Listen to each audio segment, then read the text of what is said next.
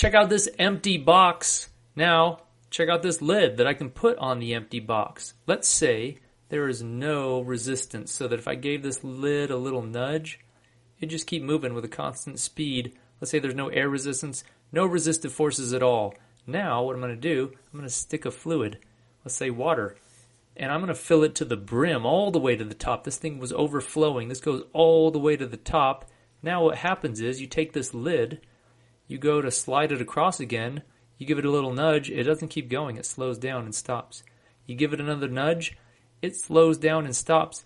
The fact that this fluid's in here now is resisting the motion, that's because it's viscous. What do I mean by that?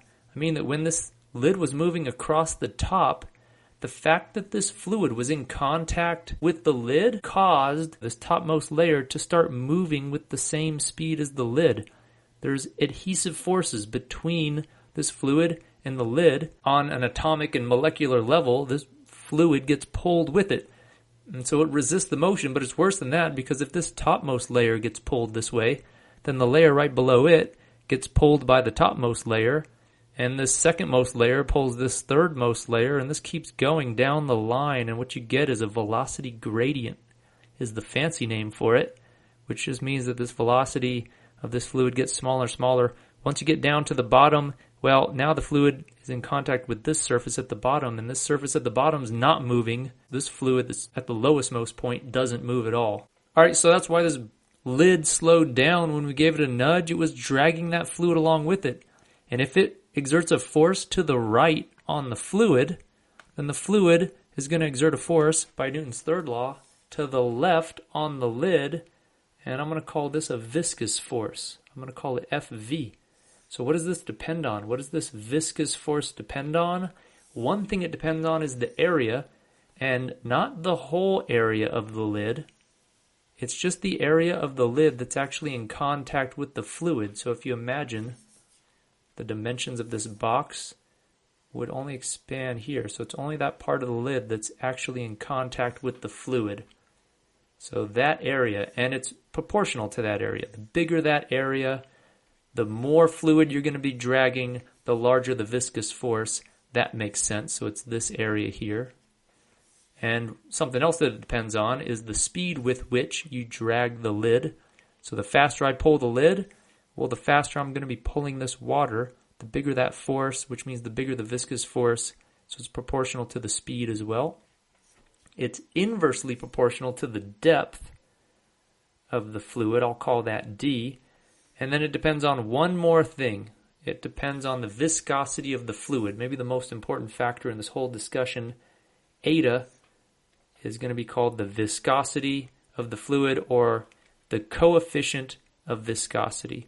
And what this number tells you is how viscous, how thick, essentially, the fluid is, how much it resists flow. And so coefficient of viscosity, so to give you an idea, honey or corn syrup would have a large viscosity, water would have a smaller viscosity coefficient, and gases would have a coefficient of viscosity even less.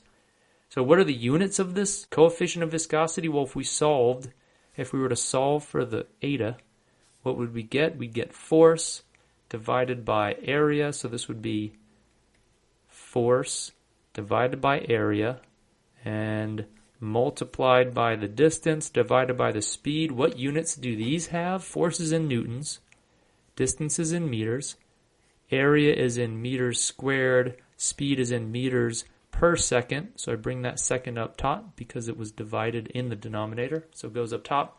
And what am I left with? Meters cancels meters. And I'm left with the units of viscosity as being newtons per meter squared times a second. But a newton per meter squared is a Pascal. So this is Pascal seconds. So these units are a little strange. But the units of eta, the coefficient of viscosity, is a pressure times a time, Pascal seconds. But some people use the unit poise, and 1 poise is equal to 1/10 of a Pascal second. Or in other words, 10 poise, and it's abbreviated capital P, is 1 Pascal second. And so you'll often hear this unit poise as a measure of viscosity. So what are some real life values for the viscosity? Well, the viscosity of water at 0 degrees Celsius is, and I'm not talking about ice, but water that's actually at 0 degrees but not frozen yet, is about 1.8, but 1.8 millipascal seconds. And another way to say that, look at millipascal seconds, that would be a centipause, CP. Because a pause is already 1/10 of a Pascal second. Remember, one pause is 1/10. And so a centipause is really a millipascal second. Or water at 20 degrees Celsius is 1.0 millipascal seconds, or centipause. Now you can see there's a huge dependency on temperature.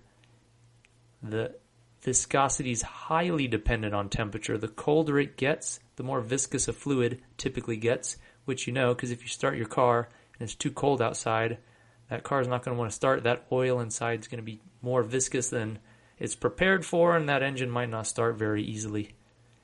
Blood typically has a viscosity between 3 to 4 millipascal seconds, or centipause.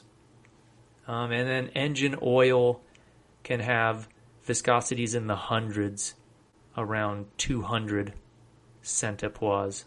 And then gases would have viscosities that are even less. Air has a viscosity of around 0.018 centipause. Now it's important to note, if a fluid follows this rule for the viscous force and the coefficient of viscosity does not depend on the speed with which this fluid is flowing or with which you pull this lid over the top, does not depend on that, then we call this a Newtonian fluid. Then it's a Newtonian fluid. But if the coefficient of viscosity does depend on the speed with which the fluid is flowing or the speed with which you pull this lid, then it would be a non-Newtonian fluid. So if this coefficient of viscosity stays the same regardless of what the speed is, it's a Newtonian fluid. If that's not the case, it'd be a non-Newtonian fluid. Now, you might be thinking, well, this is kind of stupid. I mean, how many cases are we going to have where you're trying to pull a lid over a box? You've probably never tried to do that in real life, but this is just a handy way to determine the viscosity. Once you know the viscosity, you can apply this number. This is a constant of the fluid. Now, anywhere that this fluid is flowing, now that you've measured it carefully, you could determine what kind of flow rate you would get. So imagine, let's get rid of all this stuff here. Say you had a stationary tube or a pipe and there was a fluid flowing through it. Maybe it's a vein or a vessel and it's blood flowing through it. Anyways, now it's stationary though. Both the top and the bottom are stationary. So that means the fluid near the top and the fluid near the bottom aren't really moving, but it's the fluid in the middle that's moving fastest and then slightly less fast. And you get this somewhat parabolic type velocity gradient where it gets bigger and bigger and then it gets smaller and smaller. And so the velocity profile might look something like this. And if we wanted to know how much volume of fluid, how many meters cubed of fluid pass by a certain point per time, we can figure that out. There's a formula for this.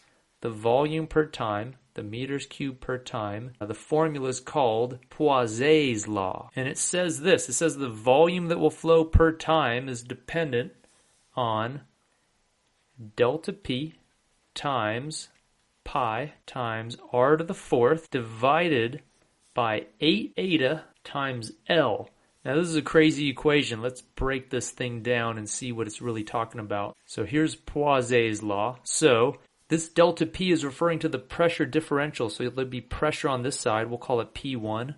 There'll be pressure on this side, P2. If those are the same, this fluid is not going to be flowing very long. There has to be a difference. If we want the fluid to flow to the right, P1 has to be bigger than P2, and the greater the difference, the greater this difference, P1 minus P2, the more volume that's going to flow per time, and that makes sense. And then pi is a geometric factor. R to the fourth, this R is referring to the radius of the tube, so that's R. And then 8, and eta we know. Eta is the viscosity. So this is the viscosity of the fluid. And the volume flow rate's inversely proportional to the viscosity, because the more viscous the fluid, the more it resists flowing and the less meters cubed you'll get per second. And it's inversely proportional also to the length of the tube. The more tube this fluid's got to flow through, the smaller the volume flow rate. So this is called Poiseuille's law. It's useful in a lot of medical and engineering applications. For whenever you want to determine the volume flow rate, now you've got to be careful. We're assuming this is a Newtonian fluid. That means eta is not a function of the speed of the fluid. We're also assuming you have nice streamlined laminar flow.